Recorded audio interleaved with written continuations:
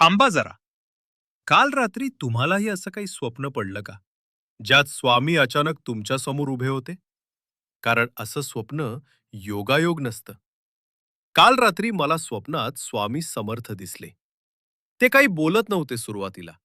फक्त शांत उभे होते. माझ्याकडे बघत. त्यांच्या चेहऱ्यावर खूप शांतता होती.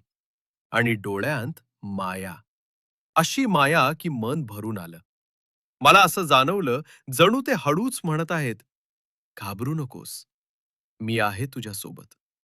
स्वप्न फार मोठं नव्हतं, ना काही चमत्कार झाला. पण सकाळी उठल्यावर एक गोष्ट नक्की जाणवली. मन हलकं झालं होतं. भीती कमी झाली होती.